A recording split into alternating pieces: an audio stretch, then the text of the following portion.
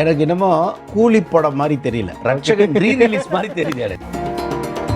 ரட்சகனோட தீ மியூசிக் வரும்போதும் ஒருத்தர் கீழே போட்டிருந்தார் கமெண்ட்ஸ். எதுக்குன்னா கூலி படத்தோட ட்ரெய்லர் அதை பார்த்துட்டு யோ அனிருத் ஆமா சார் ஒழுங்கா போய் பாய் கிட்ட காப்பி ரைட் வாங்கிட்டு ரட்சகன் தீமா போட்டு விடு, அப்பதான் நீ கேட்குற 1000 கோடி வரும்.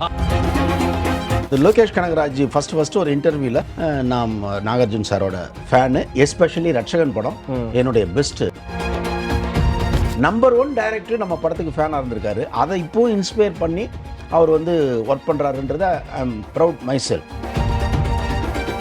ரட்சகன் ரீ ரிலீஸ் பண்றதுக்கு ஏதாவது வாய்ப்புகள் இருக்கு? ஒருவேளை ரட்சகன் வரதுல முன்ன பின்ன லேட் ஆனாலும் ரட்சகன் 2 நான் எடுத்தே ஆகணும். திருப்பி சோனியா மாதிரி ஒரு பாட்டு, அந்த ஆட்டம் அவங்கள திருப்பி கொண்டாட வைக்கணும். ரிதம்ல குறியா இருப்பேன். சோனியாவோட ரிதம் பாருங்க செம்மையா இருக்கும். திருப்பி இப்ப நானும் ரஹ்மான் சாரும் சேர்ந்தோம்னு வச்சுங்க, அடி நொறுக்கிடுவோம். கேஜிஎஃப் ஹீரோ மாதிரி ஒன்றை இறக்கணும்னு வச்சுங்களேன். அவர் வில்லன் கிடையாது. அப்ப நம்ம என்ன பண்ணணும்னா அவர் ஒரு மாஸ் ஹீரோவா, அதிரடி நாயகனா, அந்த ஃபங்க் அந்த ஸ்டெட் நரம்பு படைக்க கொஞ்சம் முடி நிறைய வச்சு பார்ப்போம், ஸ்டெட் போடுவோம், அந்த பைக்கு இது நல்லா, அது அவரு நல்லா பாடியை மெயின்டைன் பண்ணுவார். தேசிய கீதம் பாடுறவன் டூயட் பாடக்கூடாதுன்னு நல்ல பஞ்ச் லைன், அதுதான் கதையோட மெயின் இது. ஸோ அதை மீறி அவர் எப்படி ஜெயிச்சார். அப்போ என்னுடைய அடுத்த படம் எதுவாக இருக்கும்னா,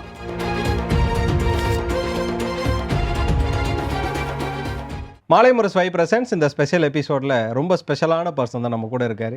90s கிட்ஸ்களை காதல் மலையில் நனைய வச்சு, ரட்சகன் அப்படிங்கிற ஒரு படத்தை கொடுத்து உணர்ச்சியில் ஒரு பக்கம் நம்மளை நனைய வச்சு பல்வேறு விதமான கிராஃப்களை படங்களில் கொடுத்த ஒரு சிறந்த இயக்குனர் டைரக்டர் பிரவீன் காந்தி அவர்கள். வணக்கம். வணக்கம். வணக்கம். எப்படி இருக்கீங்க? நல்லா இருக்கேன். ஆக்சுவலாக கேள்வி ஆரம்பிக்கிறதுக்கு முன்னாடி ஒரு பஞ்சை சொல்லணும்னு நினைக்கிறேன். கேஜிஎஃப் படம் பார்த்துருக்கீங்களா? பார்த்தேன். அதில் ஒரு டைலாக் ஒன்று இருக்கும், அவங்க செஞ்சு வச்சிருந்தது சூரியவர்தன் சிலை, ஆனால் அங்கே இருந்தது கருடன் சிலை அப்படின்னு.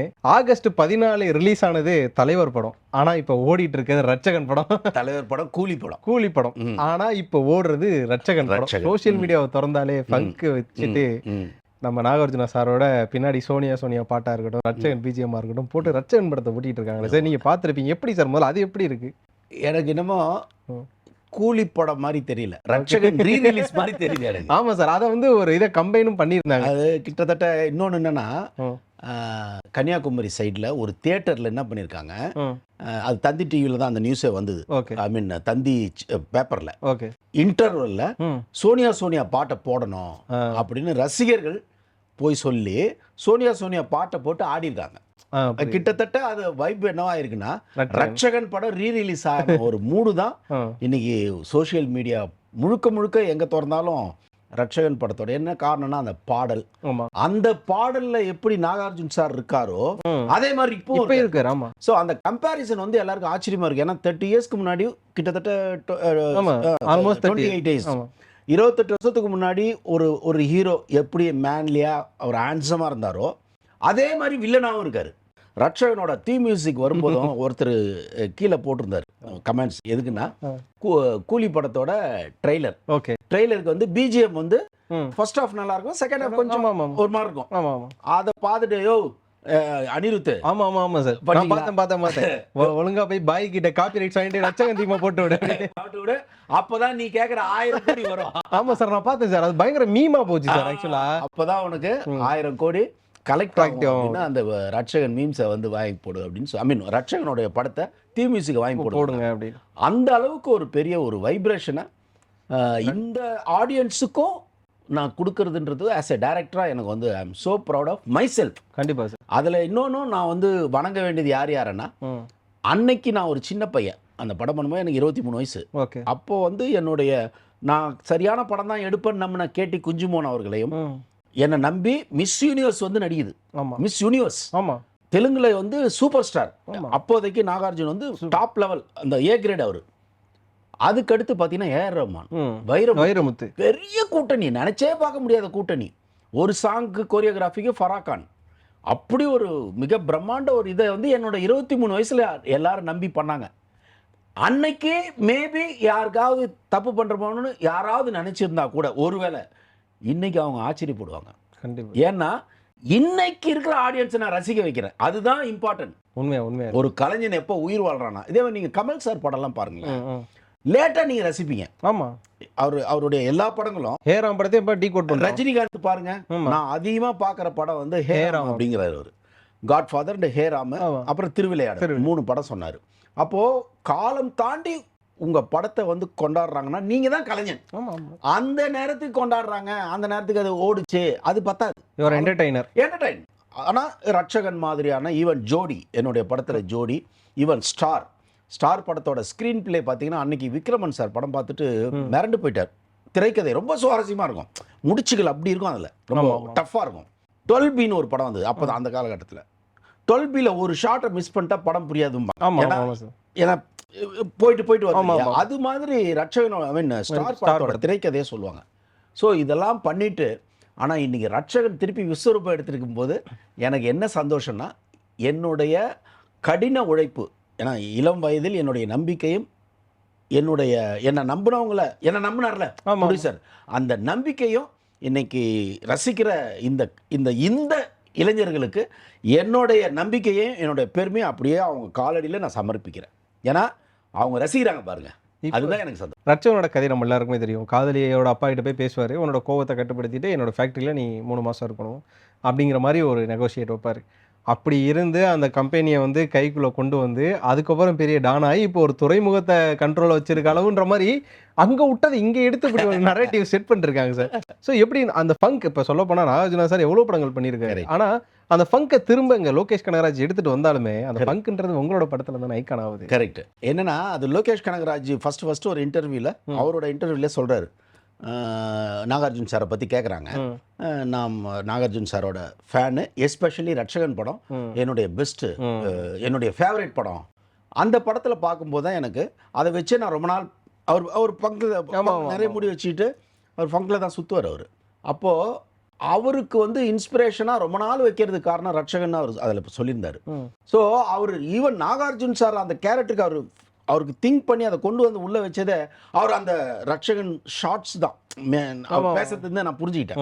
அப்போ என்னன்னா இன்னைக்கு கரண்ட்ல இருக்கிற நம்பர் 1 டைரக்டர் லோகேஷ் கனகராஜ் ஆகட்டும், அட்லி ஆகட்டும், நெல்சன் 4-5 பேர் இருக்காங்க. அதுல இன்னைக்கு லோகேஷ் வந்து நம்பர் 1 இருக்காரு. ஏன்னா எப்படி கரண்ட்ல எந்த படம் உங்களுக்கு தான் அதை வச்சுதான் அப்படி பார்க்குற நம்பர் 1 டைரக்டர் நம்ம படத்துக்கு ஃபேனாக இருந்திருக்காரு. அதை இப்போவும் இன்ஸ்பயர் பண்ணி அவர் வந்து ஒர்க் பண்ணுறாருன்றத I am proud myself. ஒரு ஸ்கிரிப்ட் ரைட்டராக எனக்கு அது ஒரு பெருமை. நான் வந்து 6 கதை சொன்னேன். அதாவது ஃபஸ்ட்டு நான் வந்து போய் குஞ்சுமோன் சாருக்கு கதை சொல்ல போகும்போது எனக்கு ரெக்கம் பண்ணது யாருன்னா பிரியதர்ஷன் சார், என்னோட குரு, காட்ஃபாதர் அவர் சொல்லி, அப்புறம் சரத்குமார் ஒரு வாட்டி ரெக்கம் பண்ணார், அப்புறம் பாலகுமார்னு ஒரு எழுத்தாளர் அவர் ஒரு வாட்டி ரெக்கம் பண்ணார். ஆனால் பிரியதர்ஷன் சார் சொன்னதை தான் அவர் கேட்டார். ஏன்னா 2 பேரும் மலையாளி, நான் ஒர்க் பண்ணதுனால இவர் ஸ்ட்ராங்காக சொன்னார், அது என்னோட நல்ல படம் எடுப்பான் அப்படின்னு. அவருக்கு எப்படி அந்த வார்த்தையை அவர் சொன்னார்னு தெரியல. அதனால தான் இவ்வளோ பெரிய பொறுப்பை நம்பி கொடுத்தாரு. நான் வந்து அவரை நம்ப வைக்கிறதுக்காக 6 கதை சொன்னேன். அதில் இது ஒரு கதை. ஸோ இப்போ எனக்கு மதர் இந்தியான்னு ஒரு கதை இருக்குது, இந்த கதை இருக்குது. இந்த கதையை சூஸ் பண்ணலான்னு சொன்னது எஸ்.ஜே. சூர்யா. இப்போ நாங்கள் வந்து நாளைக்கு சுஷ்மா செனுக்கு கொடுக்கணும் கதை. அவங்க வந்து நீங்கள் ஸ்கிரிப்ட் புக்கு கொடுங்க, நான் படித்து பார்த்துட்டு நான் டிசைட் பண்ணுறேன் உங்கள் படம் பண்ணுறதா இல்லையான்னு. சுஷ்மா சென் கிட்ட இருந்தால் ஆரம்பிக்குது. அதான் சோனியா கிட்ட இருந்து ஆரம்பிச்சு, சோனியா கிட்ட போனியா ஆகுது. அப்படி சொன்னீங்கன்னா தான் எங்களுக்கு புரியும். சோனியா கிட்ட இருந்தது போனியா ஆச்சு நம்ம படம். அந்த அம்மா அப்போ எஸ்.ஜே. சூர்யா கிட்ட நான் இன்னொருத்தர் துளசி குமார்னு என்னோட நண்பர், அவர் ப்ரொடியூசர். அவர் ஆக்சுவலி அவர் வீட்டில் தான் எஸ்.ஜே. சூர்யா வளர்ந்தார். அவங்க 3 பேரும் உட்காந்து டிஸ்கஸ் பண்ணும்போது எஸ்.ஜே. சூர்யா என்ன சொல்கிறாருன்னா, இந்த கதை நல்லாயிருக்கும் சார் அப்படின்னு அவர் சொல்லி தான் அந்த கதையை தான் நாங்கள் போய் சுஷ்மா செனுக்கு கொடுக்குறோம். கொடுத்த உடனே அந்த அம்மா நல்லா இதுவாக இருக்குன்னு சொல்லிட்டு அவங்க ஓகேன்ட்டாங்க. அதுக்கப்புறம் இப்போ அவங்களோட ஹைட்டு பார்க்குறேன், அவங்களோட ஹைல்ஸே பார்த்தீங்கன்னா அதுவே ஹைட்டு 5'11", ஹைல்ஸோட வந்து 6'1" வந்து நிற்கிறாங்க. நான் இப்படி தான் பார்க்குறேன். ரைட்டு. ஆமாம், இவங்களுக்கு யார் ஹீரோ ஹீரோயின்? ஓகே, அவங்கலேருந்து ஆரம்பிச்சாச்சு பிள்ளையார் சொல்லி. ஸோ இது போனி பண்ணியாச்சு சோனியாவிலேருந்து. யாரான்னு பார்த்தா எனக்கு உதயம் படம் ஞாபகத்துக்கு வரும். நான் உதயம் ரொம்ப ரசிச்சு பார்த்த படம். நாகார்ஜுன் சார் ரைட் வெயிட்டாக நல்லா இருப்பார் அப்படின்னு நாகார்ஜுன் சாரை மைண்டில் வச்சுக்கிட்டு அவருக்கு ஸ்கிரிப்டில் ரெடி பண்ணிவிட்டு அவர்கிட்ட போய் சொன்னோடனே அவரும் இசைட் ஓகே. அதுக்கப்புறம் ஒவ்வொன்றா அதுவாக நடந்தது. ஏஆர் ரஹ்மான் உள்ளே வந்தார். இப்படி எல்லாமே உள்ளே வந்தது. இதன் அடிப்படை என்னென்னா, இந்த படத்தோட வேல்யூ ஏன் இன்றைக்கி பாராட்டுறாங்கன்னா எல்லாருமே ஹார்ட் ஒர்க் பண்ணோம். கண்டிப்பாக சார், நான் அதை கேட்கணுன்னு நினச்சேன். ஏன்னா இப்போ ஒரு படம் வர்றதுக்கு அந்த டீம் ஒர்க்குன்றது எந்த அளவு முக்கியன்றது தெரியும். ஏன்னா உங்களுக்கு எந்த அளவு கம்ஃபர்ட் இருந்தது அந்த டீம்? ஒரு பக்கம் சொல்லுவோம்ல, நான் டைரக்ஷனில் பெஸ்ட்டு நான் ப்ரூவ் பண்ணுறேன், ஆக்டிங்கில் பெஸ்ட்டுன்னு இவங்க ப்ரூவ் பண்ணுறாங்க, மியூசிக்கில் நான் பெஸ்ட்டுன்னு நம்ம பக்கம் ரஹ்மான் சார் ஒரு பக்கம் பெர்ஃபார்ம் பண்ணுறாரு, லிரிக்ஸில் நான் பெஸ்ட்டான்னு சொல்லிட்டு ஐயா வைரமுத்து ஒரு பக்கம் பெர்ஃபார்ம் பண்ணுறாரு. இது இல்லாமல் பாடுறதுல நான் பெஸ்ட்டான்னு சொல்லிட்டு மாற்றி மாற்றி அப்போ தமிழ் சினிமாவின் ஒரு பொக்கிஷ காலம் நான் சொல்லணும்னு நினைக்கிறேன். எக்ஸாக்ட்லி என்னன்னாங்க, அப்போ வந்து நம்ம அந்த காலகட்டம், அதுக்கு ப்ரீவியஸாக இன்னும் கொஞ்சம் இளையராஜா சார் போனீங்கனாலும் அதுவும் அப்படிதான், அதுக்கு இன்னும் கொஞ்சம் முன்னாடி போனீங்கன்னா எம்எஸ்வி இவங்களாம் அப்படியே இதயத்திலேருந்து ஒர்க் பண்ணாங்க, பொற்காலங்களாக இருந்தது. இதயம் அவங்க வந்து பணங்கிறது அவங்களுக்கு அடுத்து இன்னொன்று தெரியுமா, ரஹ்மான் சார் ரஹ்மான் காசை தொடவே மாட்டார். அவங்க அம்மா தான் அப்போ ஹேண்டில் பண்ணிட்டு இருந்தாங்க, இப்போ எனக்கு தெரியல, அவர் காசை தொடவே மாட்டார், அம்மா தான். அவர் ஒன்று ஹார்மோனிய பெட்டி தான் தொடுவார், கல்லா பெட்டியை தொட மாட்டார், ஹார்மோனிய பெட்டியை தான் அவர் வந்து தொடுவார். அப்படி இருந்த ஒரு ரஹ்மான் அந்த பாட்டில் வந்து எனக்கு காதல் பாட்டு தானே எல்லாமே, அதில் இருக்கிற நெஞ்சே நெஞ்சே ஆகட்டும், சந்திரனை தொட்டது யார், இதெல்லாம் வந்து வைரமுத்து பிரவீன் ஒரு ரெகுலராக வழக்கம் போல் ஒரு காதல் பாட்டாக இல்லாமல் ஏதாவது வித்தியாசமாக சொல்லுங்கள், அப்போ தான் எனக்கு வார்த்தைகள் வந்து புதுசாக விழும் அப்படின்னாரு. ஓகே, அப்போது ஐயா வைரமுத்து சொல்கிறாரு, நான் இப்போ வந்து சோனியா பாட்டு எடுக்கணும். ஓகே, எனக்கு அப்போ கொஞ்சம் சீக்ரெட்டான விஷயம் இருந்தாலும் ஷேர் பண்ணிக்கலாம், ஏன்னா பசங்களுக்கு இது ஒரு இன்ட்ரெஸ்டிங்கான விஷயமா இருக்கும். சொல்லுங்க சார். அப்போ நான் ஒரு பொண்ணை லவ் பண்ணிட்டு இருக்கேன். ஐயோ ஆகா, அப்போ நம்ம கவிதையாக கொட்டிருக்குமே சார். லவ் பண்ணிட்டு இருக்கும்போது ஒரு அந்த ஒரு ஊழல் வரும் இல்லையா, அதில் தான் எங்களுக்குள்ள ஒரு அந்த நெருக்கத்தில் தான் அந்த பொண்ணு எந்த நேரத்தில் சந்தோஷமா இருக்கான்னு பார்த்தா, முதல்ல நீங்க எந்த ஒரு பொண்ணையும் வந்து சாஃப்டா தான் ஹேண்டில் பண்ண ஆரம்பிக்கணும். ஆமா, அந்த ஆரம்ப சாஃப்டா இருந்து சாஃப்டாவே முடிஞ்சீங்கன்னா நீங்க ஃபெயிலியர். ஓகே, அதுக்கப்புறம் ஆடா மாறணும், அதான் முதல் நாள் சைவம். அதுலதான் சைவத்துல ஆரம்பிச்சு அசைவத்துல முடி, ஆனா அசைவத்துல முடிஞ்சாலும் சைவமாவே பிஹேவ் பண்ணு. ஓகே, அசைவத்துல தான் முடியணும், ஆனா பிஹேவியர் பொண்ணுகிட்ட நீங்க சைவமா இருக்கணும், அப்பதான் அந்த பெண் முழுமை அடைவாள் அப்படின்னு எனக்கு ஏற்பட்ட அனுபவம் அது. Okay sir. இப்போ இவரு வைரமுத்து சார் கிட்ட என்னுடைய சொந்த அனுபவத்தை ஷேர் பண்றேன். ஓகே சார் வந்து இந்த மாதிரி காதல்ன்றது ரெண்டு விஷயம் சார், ஒரு பொண்ணை ஹேண்டில் பண்றதுன்றது, ஏன்னா லவ் பாட்டு தான் அது. ஓகே, லவ் பாட்டில் என்ன ஏதாவது வித்தியாசம் வேணும் சார், பொண்ணை வந்து நீங்க எப்படி ஹேண்டில் பண்றீங்கன்றது தான். பெண் ஆண்கிட்ட என்ன மெயினாக எதிர்பார்ப்பா தெரியுமா, பாதுகாப்பு. ஓகே, இவன் வந்து நம்மளை பிரச்சனை பண்ணக்கூடாது, ரெண்டாவது எனக்கு எப்போவுமே கேர் பண்ணிக்கணும், இதெல்லாம் தான் பெண்களுக்கு தேவையான விஷயங்கள். இதில் நீங்கள் சைவமாக தான் இருக்கணும். ஆனால் ஒரு பெண்ணிற்குள் 1000 அசைவம் உள்ள இருக்கு, அந்த அசைவத்தை நீங்கள் நெருங்கும் போது நீங்கள் அசைவமாகத்தான் மாறணும். அப்போதான் அந்த வார்த்தை வருதா சார், முதல் நாள் சைவம் உண்டு, சில நாள் அசைவமும் உண்டு, பெண்ணின் கண்களை கண்டு சேவை செய்வது நன்று, அது சேவைதான், அவளுக்கு தேவை ஒரு சேவை. இப்படியா அந்த பாட்டா இருக்கட்டும் சார். அதுக்கப்புறம் லக்கி ஸ்டில் ஸ்வர்ணலதா மேமோட ஃபேன்ஸுக்கு எவர் ஃபேவரட்ல அந்த பாட்டு ஒரு பக்கம். ஸோ ஒரு பக்கம் நீங்கள் இதை எதிர்பார்த்தீங்களா, நம்ம வந்து ஒரு பக்கம் ரஹ்மான் சார் அப்ரோச் பண்ணுறோம், இன்னொரு பக்கம் வைரம் சார் அப்ரோச் பண்ணுறோம், பட் அந்த சிங்கர்ஸ் எல்லாம் வந்து நீங்கள் சூஸ் பண்ணுறத விட அவங்க தான் சூஸ் பண்ணிருப்பாங்க, உங்களுக்கு அந்த அவுட் வரும்போது எப்படி சார்? இல்லை, என்னன்னா இப்போ அப்போ எப்படின்னா ரஹ்மான் சார் கிட்ட நீங்கள் நின்று பேசுறதே பெரிய பாக்கியம் அந்த காலகட்டம், ஏன்னா அவரோட பிரைம் டைம் அது எக்ஸ்ட்ரீம். 20 டியூனை ஒன்றா கொடுத்தா நம்ம எப்படி இது பண்ண முடியும்? ஆனால் எனக்கு ஒரு நாலேஜ் என்னன்னா, ரிதம்ல குறியா இருப்பேன், ரிதம் வந்து ஃபாஸ்ட்டாக இருக்கணும், ரிதம் வந்து இன்ட்ரெஸ்டிங்காக இருக்கணும், புதுசாக இருக்கணும், அந்த சவுண்ட் வந்து புதுசாக இருக்கணும், அது மட்டும் எனக்கு தெரியும். சோனியாவோட ரிதம் பாருங்க செம்மையா இருக்கும். அதே மாதிரி நெஞ்சே இது சந்திரனை தொட்டது யார், அது லக்கி, பாம்பே மெட்ராஸ் எல்லாமே பார்த்தீங்கன்னா ரிதம் நல்லா இருக்கும். அதை நீங்க தேடுறதா ரஹ்மான் சார் கிட்ட நமக்கு இருக்கிற சேலஞ்ச். ஏன்னா 20 நல்லா இருக்க மாதிரியே இருக்கும், ஆனா ஏதோ ஒன்று தான் ஹைலைட்டா இருக்கும், அதை நம்ம தேடுறது. எனக்கு அது இறைவன் வந்து எனக்கு கொஞ்சம் பேசிக்காவே, நானே இப்போ நிறைய என்னோட கடைசி புலிப்பறவைக்கு நான் தான் மியூசிக் டைரக்டர். ஸோ நமக்கு கொஞ்சம் அடிப்படையில் எனக்கு கொஞ்சம் மியூசிக் நாலேஜ் இருந்ததுனால எனக்கு ரஹ்மான் சார் கிட்ட இருந்து ஈஸியாக இதெல்லாம் நல்லா இருக்கணும். இப்போ திருப்பி நான் சொல்கிறேன், திருப்பி இப்போ நானும் ரஹ்மான் சார் சேர்ந்தோன்னு வச்சுங்க, பயங்கரமா அடி நொறுக்கிடுவோம். Part 2 எதிர்பார்க்கலாமா sir? நிச்சயமா நடக்கணும். என்னன்னா இப்படி வந்து செலிப்ரேட் பண்ணுறாங்க.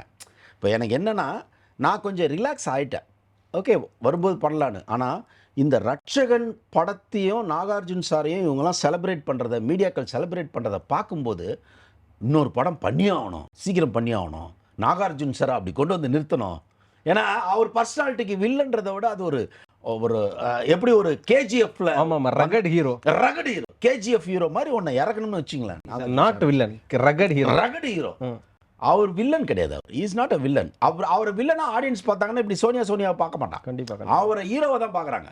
அப்போ நம்ம என்ன பண்ணணும்னா அவர் ஒரு மாஸ் ஹீரோவா, அதிரடி நாயகனா, அவர் வில்லன் இல்லடா நான் ஹீரோடான்னு இறங்கணும். இப்போ எனக்கு என்ன வில்லனா தானே பார்த்தேன், நான் இனி வில்லன் இல்லை. திரும்ப அதே டீம்ல பண்றதுக்கு சான்ஸ் இருக்கா சார், இல்லைன்னா ஆசை இருக்கா? இல்லை என்னன்னா ஒன்றும் இல்லை, அதே டீம்னா யார், ரஹ்மான் சார் மெயின் வந்தா, நாகார்ஜுன் ரஹ்மான் சுஷ்மா சென்னை போட முடியாது. ஆனா கதையில எங்கேயா கொண்டு வரலாம், ஆனா ஹீரோயினை போட முடியாது.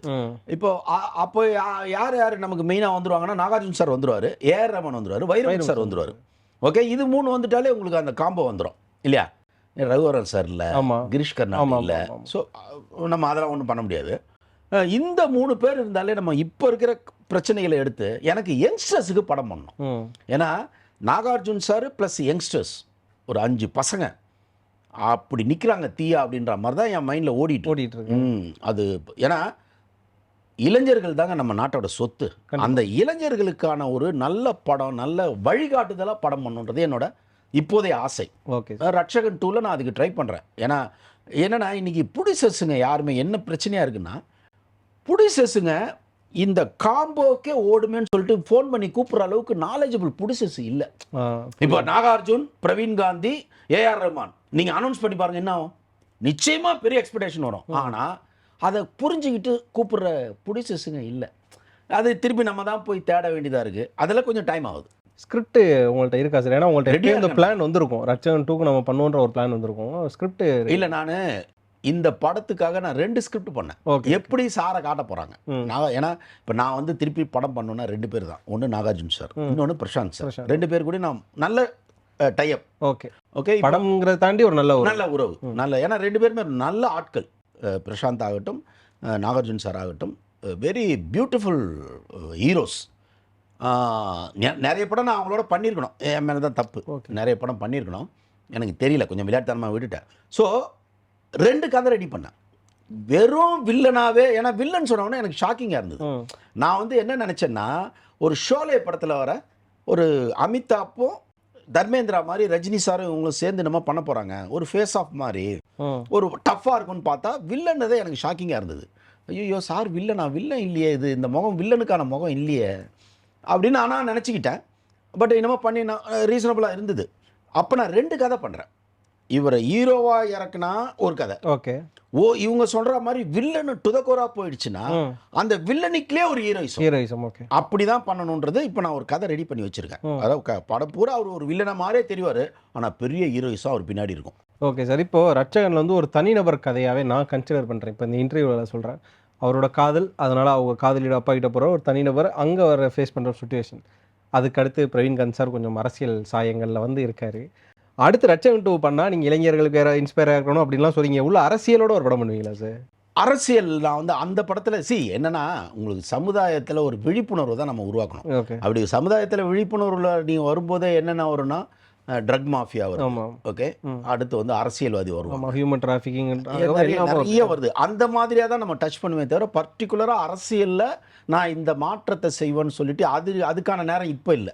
அதுக்கான நேரம் இப்போ கிடையாது. இன்னொன்று நீங்கள் சொன்ன மாதிரி ரட்சகன் படத்தில் என்னன்னாங்க, அது ஒரு சினிமா இல்லை, அதில் ஒரு டயலாக் ஒன்று இருக்கும். கிரீஷ் கர்நாட் என்ன சொல்லுவார்னா, அப்போ 97 படம் ரிலீஸ் ஆகுது. அப்போ ஒரு டயலாக் ஒன்று சொல்லுவார், என் பொண்ணோட நீ வந்து பொறுமையாக அமைதியாக இருக்கணும்னா நீ ஃபேக்ட்ரியில் போய் இருக்கணும், கோவப்படக்கூடாது. நீ கோவப்பட்டினா என்னென்ன பிரச்சனை வந்து என் பொண்ணுக்கு பிரச்சனை வருன்றதுக்காக தான் இந்த கண்டிஷனை வைக்கிறேன். இன்னைக்கு என் ஃபேக்ட்ரி எப்படி இருக்கோ, ஒரு ரவுடித்தனமாக முரட்டுத்தனமாக இருக்குல்ல, இதே மாதிரி தான் இன்னும் 10 வருஷத்துக்கு அப்புறம் சமுதாயம் இருக்கும் அப்படின்னு சொன்னார். இன்னைக்கு பார்த்தீங்கன்னா சமுதாயம் அப்படி தான் இருக்குது. நீங்கள் ஒரு ஒரு கூல் மைண்டாக வெளியே போயிட்டு வரவே முடியல. ஒரு டிராஃபிக்கில் ஒருத்தன் முறைக்கிறான், ஒரு கார் பார்க்கில் ஒருத்தன் முறைக்கிறான். கார் பார்க்கில் எத்தனை பேர் மர்டர்லாம் அடிச்சுக்கிறான். ஒரு எங்கேயும் ஒரு ப்ளசன்ட் இல்லை. ஒரு டீ சாப்பிட்ற இடத்துல கிளாஸ் மூஞ்சில் விடுறான் புகையை. ஸோ எங்கேயுமே உங்களுக்கு வந்து பீஸ்ஃபுல்னஸ் இல்லை. என்ன காரணம் தெரியுமா? எவனுமே நிதானத்தில் இல்லை.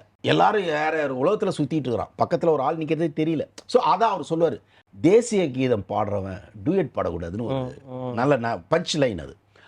அதுதான் கதையோட மெயின் இது. ஸோ அதை மீறி அவர் எப்படி ஜெயிச்சார்? அப்போது என்னுடைய அடுத்த படம் எதுவாக இருக்கும்னா, இளைஞர்களுக்கு தேவையான தீனியோட ஆக்ஷன் பேக்ரவுண்டில் கிட்டத்தட்ட கேஜிஎஃப் மாதிரி. ஓகே, அதான் என்னுடைய விஷுவலில் ஓடுது. பெரிய அதிரடி ஆக்ஷன் படம் கேஜிஎஃப் மாதிரி இருக்கும். ரட்சகன் ரீரிலீஸ் பண்றதுக்கு ஏதாவது வாய்ப்புகள் இருக்கா சார்? ஏன்னா இப்போ ரீரிலீஸ் கல்ச்சர்ங்கிறது இப்போ ஆல்ரெடி பண்ணிட்டாங்களே. ஆமா, சோசியல் மீடியா பூரா ஆமா ரட்சகன் தான் ஓடிட்டு இருக்கு. எப்படி கூலியை பத்தி பேசினா ரட்சக கூலி அப்படின்னு ரட்சகனின் கூலி அப்படி சொல்லலாம். காப்பிரைட்ஸ் கேட்டுருவாங்க சார். அந்த அளவுக்கு சேர்ந்து டிராவல் ஆகுது. ஓகே, ரட்சகன் அது வந்து ப்ரொடியூசர் கிட்ட நானும் சொன்னேன், அவரும் ட்ரை பண்றதுக்கு. அவரும் கூடிய சீக்கிரம் பண்ணுவார் நம்புறேன். ஒருவேளை ரட்சகன் வர்றதுல முன்ன பின்ன லேட் ஆனாலும் ஏதோ ஒரு காரணங்களால ரட்சகன் 2 நான் எடுத்தே ஆகணும். ஏன்னா எனக்கு இந்த அளவுக்கு சோசியல் மீடியால என் படைப்பு மேல ரெஸ்பெக்ட் இருக்கிற இந்த ரசிகர்களுக்கு நான் கொஞ்சம் ஹார்ட் ஒர்க் பண்ணி அவங்கள திருப்பி கொண்டாட வைக்கணும். திருப்பி சோனியா மாதிரி ஒரு பாட்டு, அந்த ஆட்டம், அந்த ஒரு எனக்கு எப்பவுமேங்க நான் வந்து எப்பவுமே தியேட்டர் நான் என்ன நினைப்பேன் தெரியுமா, ஒரு பப்பு மாதிரி நினைப்பேன். ஓகே, ஏன் வந்து விஜய் சார் படம் வந்து கில்லி அவ்வளோ ரீரிலீஸ்ல நல்லா ஒரு காரணம் என்ன தெரியுங்களா? உளவியல் காரணம். நீங்க 5 பாட்டு அந்த படத்துல, 5 டான்ஸ். ஆமா, பசங்க உள்ள போனா டான்ஸ். ஆமா, இப்போ தியேட்டர்ல பாருங்க எல்லாருமே நீங்க ஸ்கிரீன்ல நீங்க ஆடுறத பார்க்க மாட்டேங்கிறாங்க, இவங்க ஆடுறது. ஆமா, என்னன்னா மனோரீதியா எல்லாருமே ஒரு என்ஜாய்மெண்ட், டான்ஸ் தான் இப்போ மெயின் பசங்களுக்கு. அது எந்த படத்துல இருக்கோ அந்த படம் ஓடும். புரியுது. ஓகே, இப்போ நீங்க இப்போ ரட்சகனை ரீரிலீஸ் பண்ணா சூப்பர் ஹிட் ஆகும். ஏன்னா அதுல டான்ஸ் ஆடுறதுக்குன்னு ஒரு 4-5 பாட்டு இருக்கு, செம்மையா நீங்க ஆடி தீக்கலாம். கில்லி வேற லெவலில், அது அந்த அளவுக்கு இல்லைனாலும் இதில் ஒரு 70-80% இருக்கும். ஸோ நான் அடுத்து பண்ண போகிறது ஒரு பப்புக்குள்ளே நீ வந்தால் என்ன மூடில் இருப்ப, ஜாலியாக ஆட்டம் போடுவேன், ஒரு கலர்ஃபுல்லாக ஒரு உலகத்துக்குள்ள பொண்கள் அது இதுன்னு இருப்பல்ல, அது மாதிரி தான் நான் பண்ணுவேன். இப்போ பேக் டு நாகார்ஜுனா சாரோட ஆர்க்குக்கு வரணும்னு நினைக்கிறேன். நீங்கள் எழுதின கதைக்கு நீங்கள் பண்ண போகிற டைரக்ஷனுக்கு நம்ம ஹீரோ அப்படி தான் ரகடாக இருக்கணும், அதே நேரம் அவர் தான் ஹீரோன்றதால அந்த முடிவெல்லாம் ஓகே சார். அந்த ஃபங்க்கு, அந்த ஸ்டெட்டு, அந்த டக்கின்னு, அந்த பைக்கு, அந்த மேனரி, அது எப்படி சார்? அதுவும் இந்த நரம்பு படை ஸ்டில் இன்னும் சொன்ன ஒரு 90s கிட்டா நாங்களாம் பல பேர் பார்த்துருக்கோம் சார். அப்படின்றப்ப அதெல்லாம் எப்படி சார் யோசிச்சிங்க? அந்த ஃபங்க் தான் இப்போ ஃபேமஸாக இருக்குல்ல, ஸோ அதனால கேட்குறேன். இல்லை, எனக்கு என்னன்னா ரட்சகன்றது ஒரு பெரிய வார்த்தை.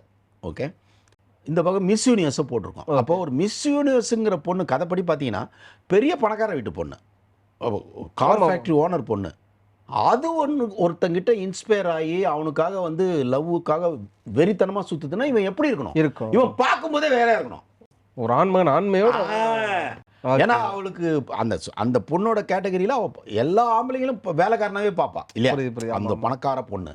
அப்போ அதை மீறி அவளுக்கு வந்து இன்ஸ்பயர் ஆகணும்னா அவன் ஒன்றா இருக்கணுன்றதுக்கு அதான் நம்ம டிசைன் பண்ணுறோம். ஆமாம் ஆமாம், ஓகே, இவன் கொஞ்சம் முட்டி நிறைய வச்சு பார்ப்போம், ஸ்டெட்டு போடுவோம், அந்த பைக்கு இது நல்லா, அது அவரு நல்லா பாடியை மெயின்டைன் பண்ணுவார், இன்ன வரைக்கும் மெயின்டைன் பண்ணுவார் சார். அப்போ என்ன ஆகுதுன்னா எந்த ஒரு பொண்ணுக்கும் ஒரு ஆசை வர அளவுக்கு அப்போ இருந்தார், இப்போ இருக்காருன்றது ஆச்சரியம் இல்லையா? Is maintaining. என்னன்னா இன்னொன்றுங்க, தியானம் பண்ணுவார். எப்போவுமே என்ன பண்ணுவார்னா ஷூட்டிங் முடித்த உடனே அப்படியே எல்லாத்தையும் போய் கழட்டி வச்சுருவார், கழட்டி வச்சுட்டு அப்படியே தியானம் பண்ணுவார். அது ஒரு அதை தொடர்ந்து பண்ணுறாரு. அதே மாதிரி இன்னொரு சீக்ரெட் அவர் இருக்குது, 7 மணிக்கே சாப்பிட்ருவார். அது அவர் உடம்பு அப்படி, அதை விஜய் சாரும் ஃபாலோ பண்ணுறாரு. நடிகர் விஜய் இருக்கார்ல, 7 மணிக்கே சாப்பிட்ருவார். உங்களுக்கு அந்த படத்தில் ஃபேவரட்டான சீன் சார்? இது இன்டர்வல் ஆஃப்கோர்ஸ்.